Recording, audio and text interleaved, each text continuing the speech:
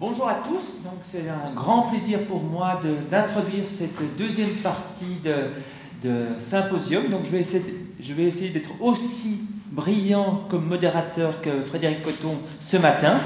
Et dans cette tâche, je vais avoir quelque chose de très facile pour moi, c'est d'introduire trois personnes pour lesquelles j'ai une estime extrêmement importante.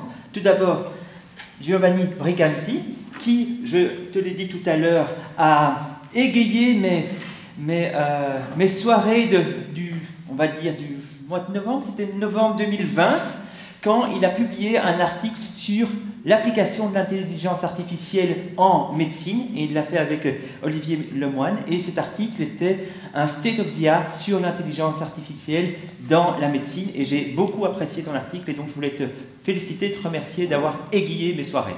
Donc ça, c'est la première chose que je voulais te dire. Et puis, Giovanni va nous présenter justement l'application de l'intelligence artificielle en médecine en revenant au concept de base de l'intelligence artificielle et puis quelques applications intéressantes qui pourraient nous intéresser dans un avenir proche ou plus lointain. Après Giovanni, nous aurons l'occasion d'entendre Valérie Dauby et Nicolas Ing qui vous parleront des applications de l'intelligence artificielle dans le cadre de la biologie clinique, en hématologie et en microbiologie respectivement. Mais maintenant, je laisse la parole à Giovanni. Merci d'être avec nous aujourd'hui. Merci beaucoup et merci au LUB pour cette belle invitation. C'est un plaisir pour moi d'exposer la problématique de l'intelligence artificielle en médecine auprès de spécialistes tels que vous soyez en présence ou à la maison. C'est une belle opportunité de se focaliser sur l'importance de ce topic en médecine. Alors, moi je suis médecin tout simplement, mais j'ai fait une thèse en intelligence artificielle et donc je suis spécialisé dans le domaine de l'IA et en particulier du machine learning en bayésien en médecine. Alors, je fais la psychiatrie et donc j'applique cela dans le cadre des troubles mentaux, mais ça s'applique également à plein de domaines de la médecine. On va voir un petit peu comment ça se fait. Pour que comme ça vous savez, donc il y a une coalition nationale de l'intelligence artificielle en médecine qui s'appelle AI for Health au sein de AI for Belgium, qui est la structure poussée par le fédéral et qui met en place l'IA en Belgique. Et donc je vais vous présenter notamment quelques-uns de nos travaux.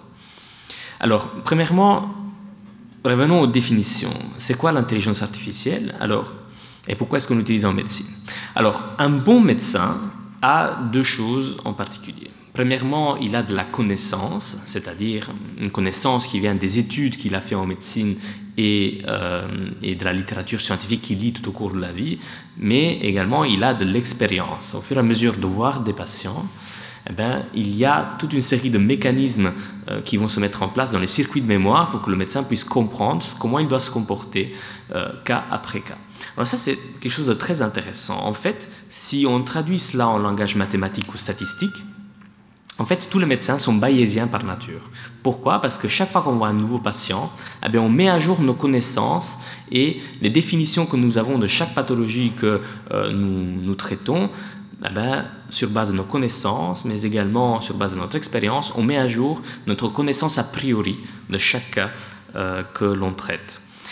Mais le problème, c'est que nous sommes humains, et même si plus d'informations amènent à de meilleures décisions, finalement notre apprentissage est limité à la fois par le temps et par la quantité d'informations que l'on doit ingérer. Et quand on est étudiant, on le sait tous, c'est assez difficile d'étudier des gros syllabus pour présenter un examen.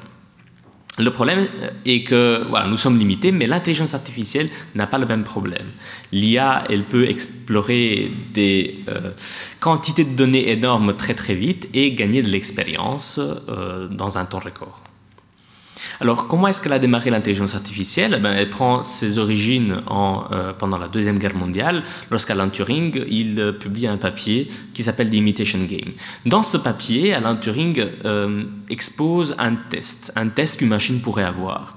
Alors, nous avons trois objets dans cette expérience. Nous avons un expérimentateur qui, lui, est humain et qui se situe face à un mur. Derrière le mur, il y a deux chambres.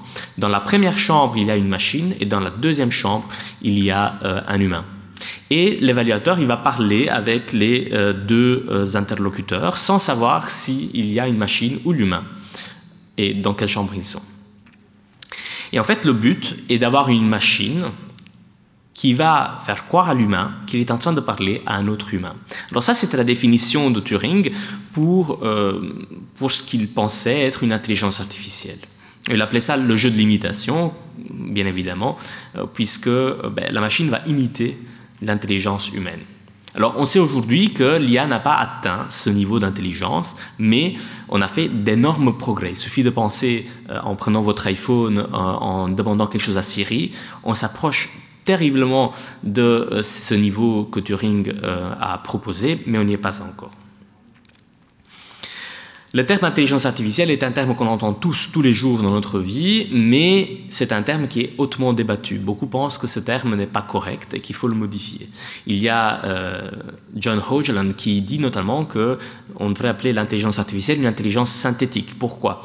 Parce qu'elle est produite par l'homme, comme des diamants, mais il ne s'agit pas d'une simulation, il s'agit de quelque chose qui existe. En même temps, quand on parle d'intelligence artificielle, on lui attribue des choses que seuls des hommes peuvent faire. Quand on parle d'une machine, par exemple, est-ce qu'on dit que la machine peut voler ou elle peut nager? Est-ce que les machines peuvent penser? Ça, c'est une question qu'on se pose. Et puis, il y a d'autres humoristes qui disent qu'il faut appeler l'intelligence artificielle une stupidité artificielle. Pourquoi? Parce que l'IA n'a pas de sens, n'a pas de bon sens. L'IA ne peut pas pousser d'autres machines à apprendre et l'IA ne peut pas arranger l'existence de systèmes experts. Alors, comment est-ce qu'alors on doit définir l'IA? Qu'est-ce qu'on met derrière ce mot qui est intelligence artificielle? Finalement, l'IA, elle est comprise à la fois comme une forme d'intelligence, comme une forme de technologie de l'information, donc une computation, un calcul qui peut percevoir, qui peut raisonner, qui peut agir sur base d'informations reçues, et est à la fois une discipline scientifique au croisement entre l'IT, entre la physique, entre les maths et la statistique. Donc, par exemple, mon domaine s'est approché l'IA d'un point de vue probabiliste et statistique. Et il y a différents types d'intelligence artificielle. Celui que nous connaissons à l'heure actuelle aujourd'hui, c'est des intelligences artificielles dites faibles. Pourquoi? Elles sont non conscientes, heureusement. Elles sont focalisées sur une tâche bien précise, ou bien un petit groupe de tâches bien précises à effectuer. Mais les scientifiques du domaine et certains épistémologistes, ils définissent deux possibles classes d'intelligence artificielle si le développement scientifique venait à se développer. Encore plus, l'intelligence artificielle dite forte, qui peut être appliquée à n'importe quel problème et trouver une solution. Elle est hypothétique à ce jour. Et le deuxième type, donc le dernier type, c'est la superintelligence, qui est classifiée par les épistémologistes comme un risque de catastrophe globale. Heureusement, nous n'y sommes pas. Alors, l'intelligence artificielle, elle est définie par la Commission européenne parce qu'il a fallu quand même décrire pour nos pays à nous qu'est-ce que c'est et comment est-ce qu'on peut l'appliquer. Et ils ont fourni une définition que je trouve assez bien, c'est voilà, des systèmes qui montrent un certain comportement intelligent en analysant l'environnement et en prenant des actions avec un certain degré d'autonomie pour atteindre des objectifs spécifiques. Alors, quels sont les fondamentaux de l'intelligence artificielle? Il y a deux grandes composantes, c'est les algorithmes et c'est l'heuristique. Alors, le but ici est de, encore une fois, analyser l'environnement pour maximiser les chances de succès définies par l'humain et aboutir à un objectif. Et l'IA utilise souvent des algorithmes qui sont un ensemble d'instructions qui sont non ambiguës. L'ordinateur peut comprendre cette instruction et va les appliquer pour arriver au but qui est dicté par l'humain. Et donc, il y a différentes parties dans un algorithme. Il y a une condition de départ qui va activer l'algorithme. Alors, si la condition est présente, l'algorithme va faire quelque chose et quelque chose d'autre. Souvent, il y a plusieurs indications que l'algorithme va faire. Et puis, pour que l'algorithme fonctionne mieux, on va donner toute une série de techniques d'approximation que l'algorithme peut utiliser pour fonctionner plus vite. Alors, il y a différentes approches de l'intelligence artificielle. Ici, je vous donne vraiment les principales. Nous avons, par exemple, le symbolisme. Si le patient a fièvre, alors on a une chance, une cote X d'avoir le Covid. Nous avons l'inférence bayésienne qui est si le patient a une fièvre, alors on va ajuster la probabilité qu'il ait le Covid par X. Une analogie, en prenant une base de données de patients qui ont présenté les mêmes symptômes que le patient que j'ai en face de moi, X% avaient le Covid. Donc on peut faire une analogie. Et puis une dernière approche, c'est l'approche des réseaux de neurones artificiels, qui sont en fait des neurones connectés entre eux. Chaque neurone contient un morceau d'information.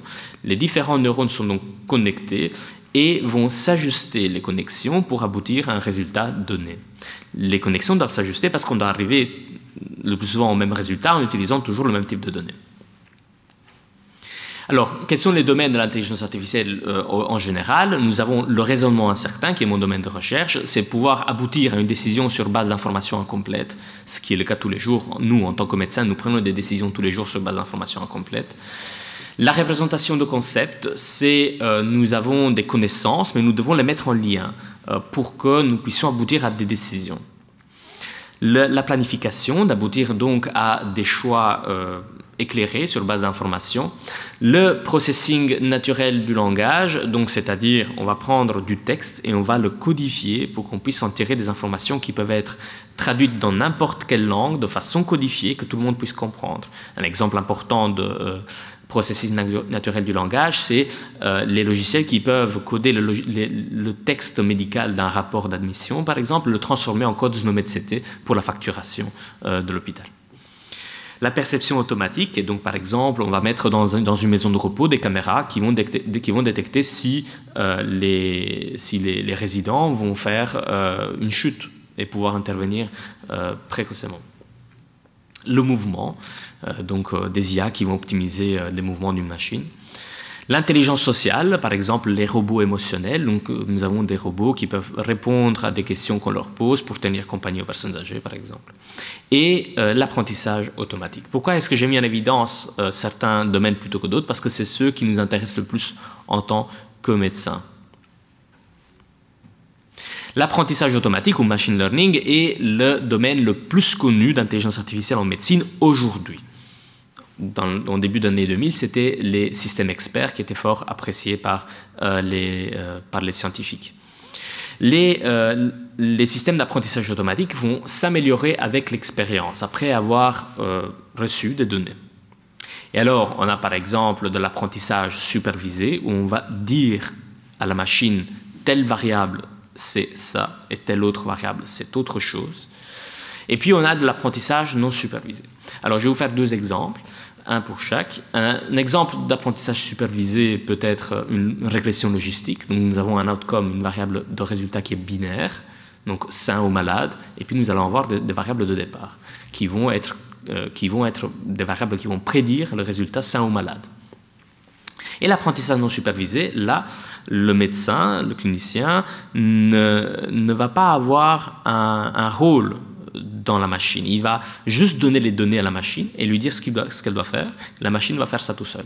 Un exemple d'apprentissage non supervisé est la détection de communautés de variables. Donc ça, c'est très important, notamment pour la biologie clinique. Pourquoi? Parce qu'on va mettre en évidence des communautés de marqueurs biologiques, par exemple, qui vont survenir en même temps chez un patient donné, ou qui sont liés plus que d'autres.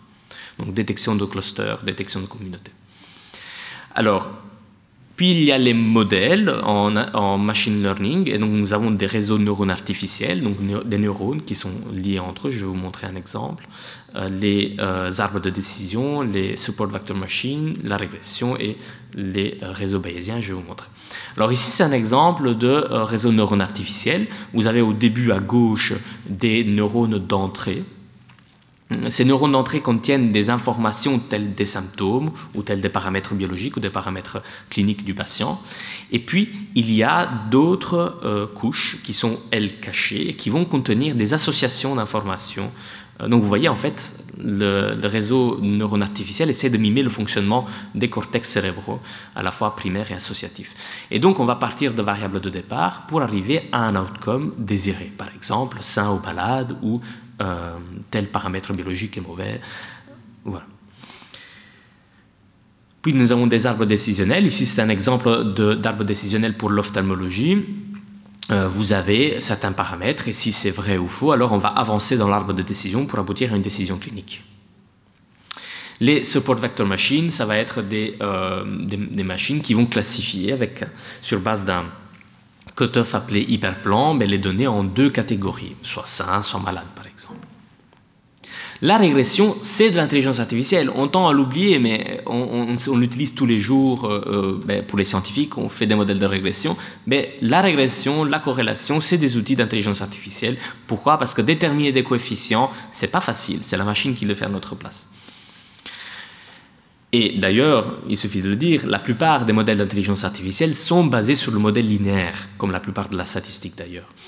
Alors, ici, je vous montre mon domaine d'expertise à moi, c'est les réseaux bayésiens. Donc là, c'est des réseaux de cause à effet. On va pouvoir analyser quelles sont les relations de cause à effet qui sont plausibles sur base des données qu'on a à disposition. Alors, il y a 3 types d'intelligence artificielle qu'on devrait atteindre, mais au sens plus large, je vais parler ici de 3 niveaux d'intelligence tout court. C'est ce que Judy Pearl appelle l'escalier de la causalité. Alors, les machines sont aujourd'hui au niveau plus bas d'intelligence. Elles sont au niveau de la découverte d'associations entre une ou plusieurs variables. C'est-à-dire que les machines, telles que des animaux, vont pouvoir voir une situation et pouvoir prédire que va se passer juste en t+1 sans rien faire. Par exemple, un animal, lorsqu'il doit chasser, il voit sa proie au temps 0 et il essaiera de comprendre où elle sera au temps +1 pour pouvoir la trouver plus facilement. Et au deuxième niveau, ça c'est les hommes primitifs et les bébés, ils ont un niveau d'intelligence qui est déjà supérieur aux machines, c'est l'intelligence dite d'action, d'intervention. Alors là, la question qu'on se pose, c'est de pouvoir comprendre ce qui va se passer si on fait quelque chose. Alors ça, les machines ne sont pas encore là. Pourquoi? Parce qu'elles n'ont pas le langage statistique nécessaire pour pouvoir s'exprimer ce genre de besoin. Et le troisième niveau, c'est celui que les humains, les adultes ont, c'est quelque chose de formidable, c'est la plus-value de l'intelligence humaine, c'est les contrefaits. Les humains, dès qu'ils acquièrent un peu d'expérience de la vie, mais ils se posent souvent la question, que se serait-il passé si j'avais fait autre chose? Et donc ça, c'est quelque chose qui montre le niveau suprême d'intelligence, c'est pouvoir calculer la probabilité que quelque chose d'autre serait arrivé si on avait agi différemment. Et c'est ça qu'on essaie de faire, notamment avec les études cliniques, de montrer que va-t-il se passer, un lien réellement de cause à effet entre 2 variables. Alors, si c'était vraiment un exposé général sur l'intelligence artificielle, mais qu'est-ce qu'on en fait en médecine?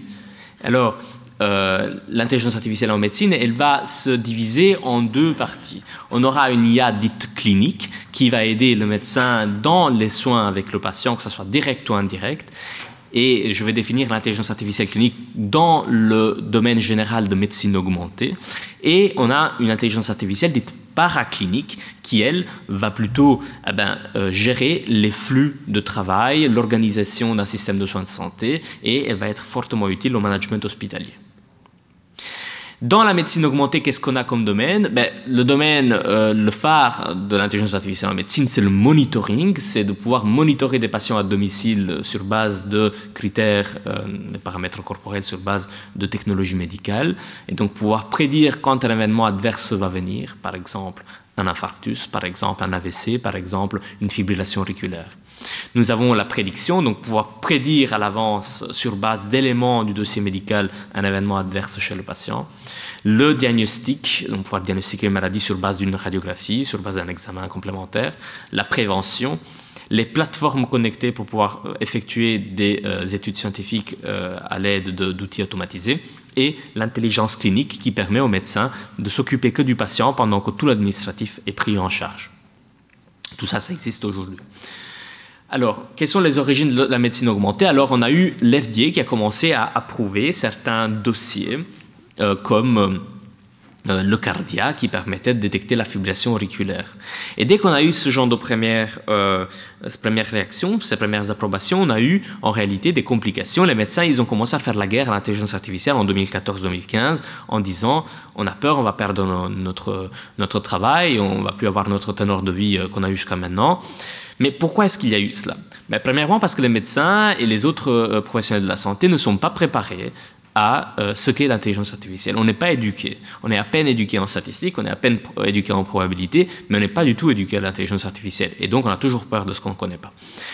Mais aussi, il y a d'autres raisons. Le processus initial de digitalisation des soins de santé a été un échec. Nous avons transformé un travail purement clinique dans un travail qui était purement administratif. Et donc aujourd'hui, des PG de médecine interne de première année passent 80% du temps derrière un écran et 15% du temps avec un patient. Donc ça, c'est une réalité. Alors, est-ce qu'il y avait la peur, est-ce que l'IA va voler mon boulot? Et puis, il y a autre chose, c'est le manque de cadre légal et éthique au niveau mondial qui ne nous aide pas. Nous ne savons pas aujourd'hui ce qui va se passer si l'une ou l'autre chose va survenir lorsqu'on utilise de l'IA en médecine. Ici, je vais vous présenter quelques applications phares de l'intelligence artificielle. En cardiologie, le dossier phare était la fibrillation auriculaire, avec des applications qui permettent de monitorer à distance la survenue d'événements adverses. En pneumologie, on peut faire des tests pulmonaires et les interpréter à l'aide de l'IA. C'est des tâches un peu tedieuses, mais qui sont prises en charge par l'intelligence artificielle. En diabète, c'est très chouette parce que le monitoring, ça peut réellement apporter une plus-value au stigma qu'est la maladie diabétique chez l'adulte. La survenue d'un épisode hypoglycémique lorsqu'on est au restaurant avec des amis, c'est pas quelque chose de chouette, mais l'IA peut aider la personne à s'éduquer, à comprendre quels sont les moments de la journée où elle risque de faire des épisodes hypoglycémiques. Et aujourd'hui, nous pouvons prédire quand l'hypoglycémie va survenir. Et dans les cas les plus avancés, c'est même relié à des appareils sous-cutanés qui relarguent de la glycémie, qui relarguent de l'insuline ou du glucose pour aider le patient à rester stable. En néphrologie, on peut prédire à l'avance, des jours avant, la survenue d'insuffisance rénale, par exemple. En gastroentérologie, il y a plein d'applications. Pourquoi? Parce que les gastroentérologues sont gourmands en images. Ils utilisent beaucoup d'endoscopie, beaucoup d'imagerie, et l'IA est ami des images, puisqu'il s'agit de succession temporelle d'images dans le cadre d'une vidéo d'endoscopie. Et dans ce cadre-là, alors, on aura une aide à la décision pour le clinicien, qu'il soit nouveau ou expérimenté. On va montrer sur la vidéo, voilà, telle structure est importante, telle structure, il faut se focaliser, il faut faire une biopsie. En neurologie, même chose que pour le diabète, mais pour l'épilepsie, on sait qu'il est difficile notamment de diagnostiquer l'épilepsie chez l'enfant en âge scolaire. Eh bien, il y a des applications qui permettent de suivre, de monitorer l'activité électrique d'un enfant pour détecter quand il est en train de faire une crise d'épilepsie et permettre à l'enfant d'être pris en charge par l'enseignant, par les parents, par le praticien de soins. Et dans l'autre bout de la vie biologique, nous avons la surveillance paramétrée des paramètres tels que la posture, tels que le tremblement et le comportement général chez la personne âgée ou atteinte de maladies neurodégénératives. Alors, ici, je ne vais pas vous parler de médecine de laboratoire parce qu'il y aura d'autres brillants exposés qui vont me suivre et qui vont expliquer l'application en médecine de laboratoire, mais je vais vous parler en spécifique de l'ANAPAT et de l'imagerie, qui sont deux dossiers très chauds en intelligence artificielle. Premièrement, l'ANAPAT, nous avons des grosses applications qui ont un statut de breakthrough par le FDA et qui permet aujourd'hui de faire du diagnostic non supervisé de coupe de cancer au Memorial Sloan Kettering Hospital aux US et qui permet en fait aux ANAPAT de se focaliser sur les coupes importantes, difficiles, qui demandent beaucoup d'expertise. Alors, je ne vais pas vous dire, mais le gros risque, c'est que certains laboratoires d'ANAPAT puissent adopter ce genre de stratégie pour diminuer la quantité de médecins qu'ils emploient pour travailler et exploiter la technologie à la place. Et les radiologues, c'est ceux qui ont le plus de mal avec l'IA parce que l'IA peut diagnostiquer les maladies assez bien, aussi bien que les radiologues, mais avec des grosses failles méthodologiques qui sont présentes dans les études publiées jusqu'à maintenant. Une récente méta-analyse a montré que moins d'1% des études avaient un design fiable de l'intelligence artificielle et encore moins avaient fait une réplication primaire. On le sait, les étapes de développement d'une IA, c'est basique. On développe un modèle sur base de données et puis on teste le modèle sur d'autres données que celles de départ pour voir l'efficacité. C'est ce qu'on fait avec toutes les études cliniques. Eh bien, en IA, ce n'a pas encore été fait, mais il faut le promouvoir. Il y a d'autres domaines de l'IA en médecine, parfois ça dépasse même l'IA, mais donc nous avons des plateformes qui peuvent aider les cliniciens à émettre des bonnes décisions cliniques, de faire de la génomique à distance, comme les initiatives telles que 23andMe sont très critiquées parce que le résultat n'est pas communiqué par un médecin. Des patients qui soient annoncés qu'il y a un risque de survenue de cancer du sein à distance, par un rapport écrit, il n'y a pas de médecin pour leur annoncer. Le fait de prendre l'anamnèse d'un patient à distance avant d'arriver aux urgences, c'est quelque chose qui existe aujourd'hui en Belgique. Donc faire l'anamnèse telle qu'un médecin pourrait la faire à un patient, c'est fait à domicile sur une application avant que le patient arrive. Dans certains cas, sur base de ces applications-là, on peut le rediriger vers l'hôpital qui est le moins occupé au niveau des urgences, et donc mieux prendre en charge les patients. Et puis la téléconsultation qu'on connaît tous.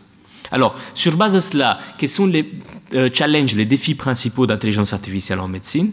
Alors, pour moi, il y en a 3 et je vais vous les expliquer. Le premier est la validation clinique des concepts clés qui font partie de l'intelligence artificielle. Comme je vous l'ai dit, on a échappé à une étape fondamentale que les études cliniques font toujours en médecine, c'est la validation de la réplication primaire et réplication secondaire d'outils d'IA autour du monde. Ça n'a pas été fait. Non, il faut aller de l'avant avec des données ouvertes et avec de la science ouverte. Alors ça, c'est compliqué. Pourquoi? Parce que les développeurs d'IA ne sont pas des hôpitaux, ne sont pas des départements universitaires, mais c'est des entreprises. Alors, si elles partagent leurs données, si elles partagent leurs algorithmes, elles perdent tout potentiel économique. Donc, il faut trouver d'autres modes alternatifs de financement, des modes open source financés par le gouvernement, d'initiatives notamment prometteuses. C'est ce que nous essayons de faire en Belgique pour avoir de l'IA accessible à tous, mais aussi rigoureuse. Le deuxième problème est un problème qui existe depuis que la régression normale et logistique ont été introduites en médecine, mais c'est l'overfitting. Le modèle va être développé sur une base de données, il va fonctionner hyper bien sur la base de données, mais quand on l'exporte dans une autre base de données, il va fonctionner très très mal. Alors c'est quelque chose qu'on a notamment observé aux États-Unis lorsqu'on a développé des modèles sur des populations essentiellement composées de blancs, et quand on l'a exporté à des populations d'autres ethnies, ça ne marchait pas. Alors en Belgique, je vais vous raconter la même histoire. Il y a un technicien qui a développé un IA pour la radiologie dans un échantillon de Charleroi, il ne marchait pas dans le Brabant wallon. Alors ça, c'est quelque chose qui est très important, parce que le surajustement est un réel problème en intelligence artificielle. Il faut développer d'emblée des modèles avec de plus grands échantillons, multicentriques, voire entre pays. Et le troisième défi, c'est l'étude de l'IA versus les médecins. Alors ça, c'est quelque chose qui découle du fait que les principaux développeurs d'IA, c'est des entreprises. Ils veulent montrer que leur logiciel est aussi bon que les médecins. Mais ce n'est pas comme ça qu'il faut étudier cette problématique. Il faut montrer que les médecins, avec l'IA, ils travaillent mieux, ils vivent mieux leur vie au travail et les patients sont mieux soignés. Donc c'est ce genre d'études qu'on va démarrer en Belgique et en Europe au sens large du terme. Alors, nous avons donc effectué un baromètre de l'adoption de l'IA dans les hôpitaux en Belgique, en collaboration avec EY et le journal de spécialistes, que vous connaissez certainement, et on a eu la réponse de 98% des hôpitaux belges. Alors, qu'est-ce qu'il y a comme résultat? Alors, les hôpitaux, ils voient les aires avec haut potentiel, c'est la qualité, la sécurité des soins offerts aux patients, la recherche biomédicale, l'organisation des soins, le diagnostic et le monitoring. Ça, c'est les domaines principaux dans lesquels les hôpitaux croient aujourd'hui en Belgique. Le problème est que la plupart mettent en évidence que l'IA, bien qu'elle soit un développement positif, voire très positif, finalement, ce n'est pas une priorité stratégique de la plupart des centres hospitaliers. Et quelque chose que j'ai particulièrement aimé dans ce baromètre, c'est que la plupart des gens pensent que l'IA va les aider à libérer du temps pour des tâches à valeur ajoutée. Et ça, pour moi, c'est la plus-value la plus importante de l'IA en milieu clinique. Alors, quelles sont les implications cliniques de toutes ces évolutions? C'est que le marché des technologies médicales veut s'augmenter, et il a augmenté de façon exponentielle ces dernières années jusqu'à valoir plus de 1000 milliards de dollars en 2021. Mais la vente, elle s'effectue non pas au niveau de centres hospitaliers, elle ne s'effectue pas au niveau de personnes âgées chez qui les technologies ont été développées en intention primaire, mais ça relève de la vente aux personnes jeunes. C'est les jeunes qui vont acheter des appareils qui sont reconnus par l'FDA. Ça, c'est assez paradoxal, mais donc ça a permis à l'entreprise de réviser sa stratégie business et de comprendre en réalité que le vrai challenge, c'est de collecter des masses énormes de données concernant n'importe quel aspect de la vie chez tous les individus. Alors ça, le concept de quantified self, c'est quelque chose qui est particulièrement problématique. Pourquoi? Parce qu'on définit un nouveau modèle de ce que ça veut dire être normal, de ce que ça veut dire être en bonne santé sur base des données collectées par des millions de jeunes et de jeunes adultes autour du monde. Alors, ceci n'est pas forcément mauvais, mais ça devient mauvais lorsque des gouvernements font des accords massifs avec des compagnies tech, telles que Singapour. Ils ont déployé une initiative où ils ont distribué des montres connectées à tout le monde pour inciter des changements dans les habitudes de santé. Mais quelle est la prochaine étape? La prochaine étape, c'est qu'on va monitorer qui respecte, qui ne respecte pas certaines habitudes de vie, et on va sanctionner ceux qui ne les respectent pas. Alors ça, il faut faire particulièrement attention à ne pas exclure les plus défavorisés, parce que c'est ceux-là qui ne vont pas respecter certaines stratégies. Alors, quels sont les challenges en matière de données? Donc, on sait que c'est le patient qui doit être propriétaire des données. En Belgique, c'est partiellement le cas, mais c'est surtout les centres hospitaliers à la médecine générale qui détiennent les données du patient. Alors, pour moi, la voie pour avancer dans cela, c'est avoir un portefeuille digital avec non seulement les données de santé du patient, mais également toutes les autres données administratives qu'on puisse avoir au niveau de l'État belge, mais permettre dans les hôpitaux que les entreprises qui veulent développer des IA de qualité viennent prendre les données, mais ne pas les faire sortir de l'hôpital, les laisser dans l'hôpital et en reprendre la technologie qui en ressort. Alors ça, c'est un principe qui permet de préserver la sécurité des données des patients et qui s'appelle le Federated Learning, l'apprentissage fédéré. Donc ça, pour moi, c'est le futur. Il faut regrouper des hôpitaux qui sont partants pour les initiatives et déployer des stratégies d'innovation en développant des nouvelles technologies sur base de données sans violer le principe de confidentialité. Alors, juste un petit mot sur le futur des médecins à l'ère d'intelligence artificielle. Le rôle de médecin va radicalement changer, non pas d'un point de vue technique, mais d'un point de vue conceptuel. Il y aura des tâches qu'on ne fera plus, mais cela veut dire aussi qu'on aura du temps pour faire autre chose.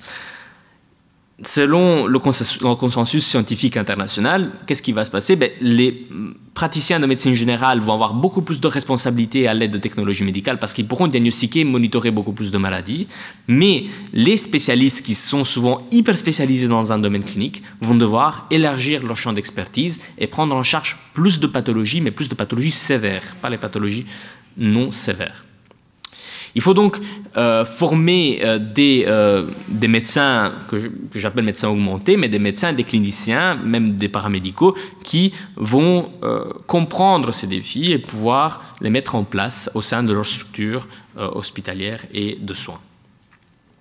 Ce qu'il faut faire attention, c'est qu'il y a d'autres joueurs qui rentrent dans le jeu des soins de santé et qui ont compris que les soins de santé faciles, qui ne sont pas très compliqués, sont un grand marché. Mais ce n'est pas simplement un marché pour le chiffre d'affaires qu'il rapporte, c'est un grand marché parce que ça permet à la personne de rentrer dans l'écosystème de celui qui vend. Et donc, Walmart a, dans les États-Unis, installé des cabinets de médecine de contrôle avec de prise de tension artérielle ou de prise de sang, des choses très légères, mais qui permettent aux patients de rentrer dans Walmart pour le check-up, mais de rester pour acheter autre chose. Même chose Amazon, qui permet maintenant d'envoyer des prescriptions et de se faire livrer des médicaments sous prescription à domicile via drone, par exemple. Et Uber qui met en place des transports pour les soins de santé. Alors, on sait les domaines dans lesquels il faut innover pour réussir l'innovation en médecine. C'est la médecine à distance, faire un maximum de tâches à distance. C'est d'automatiser l'anamnèse pour réduire le fait de faire un dossier médical lorsque le patient se présente aux urgences, en médecine générale ou en hospitalisation, de prédire les événements adverses, de pseudonymiser les données pour pouvoir les exploiter, de faire des algorithmes de matching pour pouvoir assigner le patient au bon hôpital au bon moment, et l'apprentissage fédéré que j'ai expliqué tout à l'heure. Mais quel est le problème? C'est que les médecins, les hôpitaux, les universités, les compagnies, les entreprises, les associations de patients fonctionnent en silo. Ils fonctionnent de façon séparée. Et donc ne collaborent pas ensemble. Donc c'est ça qu'on essaie de faire en Belgique. On a lancé i4Health justement pour rassembler les fédérations d'hôpitaux, les associations de patients, les associations de médecins, les universités, les départements de recherche, le gouvernement et les mutuelles. On a essayé de faire ça parce que je crois fermement dans le fait que l'innovation va se faire ensemble. Et pour l'IA, il faut innover de façon grande échelle d'emblée. Et donc, ça, c'est les piliers de l'innovation médicale en IA. Il faut y arriver ensemble. Qu'est-ce qui prend autant de temps? Il y a trop de solutions, trop d'entreprises qui développent des logiciels, mais chaque fois, les logiciels font une tâche spécifique. Et cette tâche-là ne peut pas s'intégrer avec un autre parcours, un parcours du patient qui sont intégrés. Et ça, c'est un réel problème. Si je développe une application qui prend en charge le planning, mais qui ne s'associe pas au niveau de le dossier médical, c'est compliqué. En conclusion, quels sont mes messages takeaway? L'IA, elle doit être comprise comme un soutien au médecin et pas comme un remplacement du médecin. Ça sera toujours le médecin, ça sera toujours les soignants qui vont faire les soins de santé, ça ne sera jamais les machines. Dans les 10 prochaines années, il faudra étudier la combinaison des forces entre les médecins et l'intelligence artificielle et démarrer des essais cliniques translationnels d'application de l'IA en contexte pratique pour voir la valeur ajoutée pour les patients. Et il ne faut pas oublier qu'aujourd'hui, en tant que soignants, nous nous situons dans une position de privilège par rapport aux entreprises et par rapport à la population. Il faut utiliser cette position de privilège pour mener le changement selon nos standards et selon notre vision des soins de santé. Voilà, je vous remercie.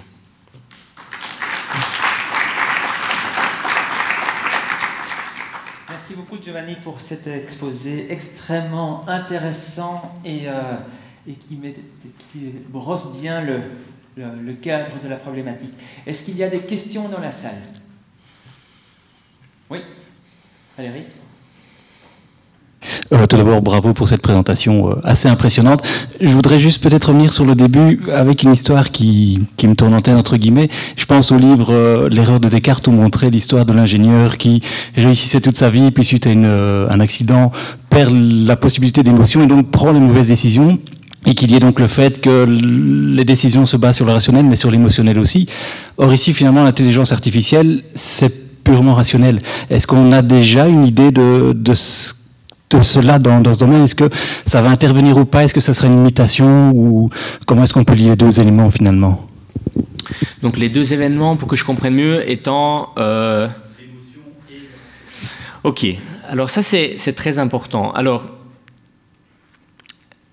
lier l'émotion au rationnel. Alors l'IA, ce qui est intéressant pour moi, c'est que tout dépend de la qualité de données de départ. En fait, pour répondre très bêtement à la question, ça dépend souvent, quand on collecte des données pour entraîner des modèles, on se base sur des croyances qu'on a sur les processus qui génèrent les données.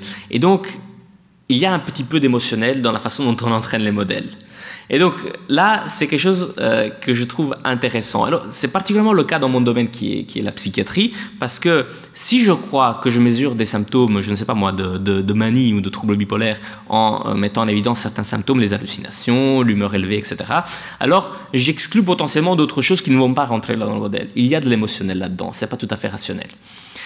Alors, il n'y a pas encore d'IA, et j'aimerais bien en développer une, qui puisse dire aux chercheurs qu'est-ce qu'il faut rajouter comme variable pour justement bypasser l'émotionnel et développer des choses qui soient de qualité. Mais alors pour développer cette IA-là, il faut des bonnes données, etc. etc. Donc le problème est un peu à la source. Je crois que la différence dans le domaine de l'IA pour justement résoudre ce problème, ça sera la rigueur scientifique des scientifiques qui développent des modèles d'IA et qui mènent les frontières de la recherche en IA. Et donc ce n'est pas simple.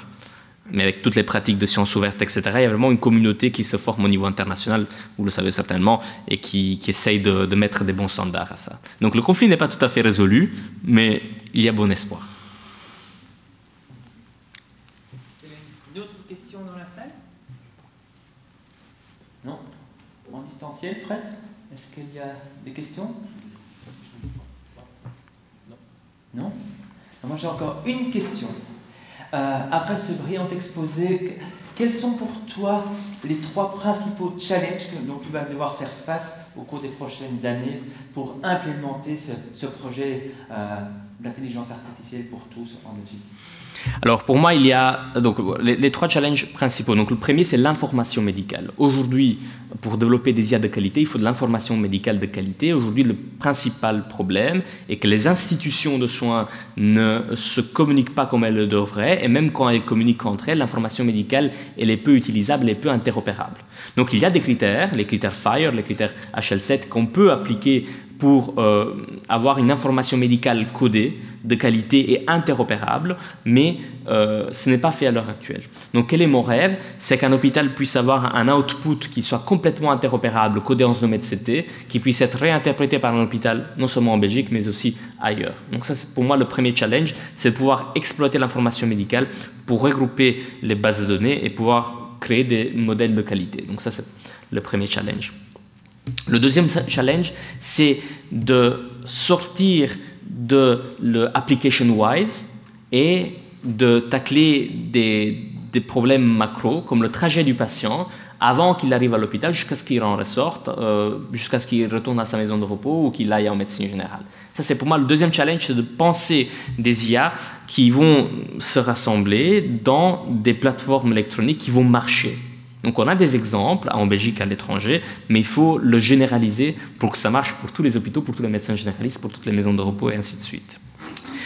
Et puis le troisième challenge, c'est le AI donc le développement d'intelligence artificielle par approche de la qualité totale. Donc il faut d'emblée développer des modèles, développer des logiciels, développer des solutions avec un design qui comprenne toutes les parties prenantes dès le départ. Aujourd'hui, ce qui se passe, c'est l'inverse. On va développer une solution et on va après essayer de la vendre. Et ça, on se rend compte que ça ne marche pas. Il faut, dès le départ, avoir des gros consortiums de toutes les parties prenantes, hôpitaux, patients, médecins, etc., gouvernements, mutuelles, qui vont développer ce qui nous intéresse et ce qui va faire que les soins de santé vont mieux marcher. Parce qu'on est dans des soins de santé qui peinent à avancer, qui ont des difficultés, et je crois que justement l'optimisation de certains processus pourra résoudre beaucoup de problèmes. Merci beaucoup. Merci. Est-ce qu'il y a encore une dernière question? Oui. Aragos? Oui, merci pour cette présentation. Je voulais juste dire, voir avec vous, bon, on parle ici de communication, oui, dans le système hospitalier en Belgique. Est-ce que finalement, il ne faut pas globaliser finalement cette base de données, mais même dans ce cadre-là, il y a des spécificités pour certaines maladies, pour certaines régions. Est-ce que oui, dans le système d'IA, il ne faut pas finalement cibler la source d'information en fonction de la zone où on se retrouve par rapport à certaines pathologies et tout ça? Ok, je comprends bien la question. Donc, c'est ce qu'il ne faut pas plutôt cibler plutôt que globaliser. Alors, si on cible une région géographique particulière, on pourra peut-être avoir des résultats les meilleurs parce qu'on cible l'individu, etc. Mais aujourd'hui, à l'ère de la globalisation, moi je peux vivre aujourd'hui à la Louvière, demain je peux vivre dans le Brabant wallon, et c'est pas pour autant que mon risque de cancer pulmonaire va avoir changé. Donc l'important, c'est de développer des modèles qui ne sont pas sujets au surajustement et qui vont plutôt s'adapter à trouver des marqueurs qui sont spécifiques d'une maladie et aplatir toutes les conditions socio-économiques, etc., qui vont faire que les modèles vont être biaisés dans les échantillons. Donc ça, c'est pour moi, c'est clé. Et c'est ça notamment qui se passe dans les algorithmes de reconnaissance faciale ou des choses comme ça, où on voit par rapport aux ethnies, c'est très compliqué. Donc, plutôt que de localiser, il faut faire des modèles plutôt globaux, plutôt multicentriques, plutôt internationaux. D'accord, merci. Et une deuxième question, peut-être un petit peu bizarre. Oui, on se base sur des données existantes, des décisions oui, qui ont été prises, si pas globalement, mais de toute façon, une grande base de données avec toutes ces informations-là. Comment est-ce qu'on voit le IA par rapport à l'inconnu, on va dire comme ça? Je prends un exemple, on va dire, par exemple, Covid. On est en face de quelque chose de nouveau qui n'existait pas avant. Comment il va réagir pour interpréter cette situation-là? Alors, il y a eu 37 000 modèles qui ont été développés en 2020 pour le Covid. Tous les 37 000 modèles ont essayé de prédire le Covid sur base de X variables cliniques. Il y a une centaine de ces modèles qui ont marché.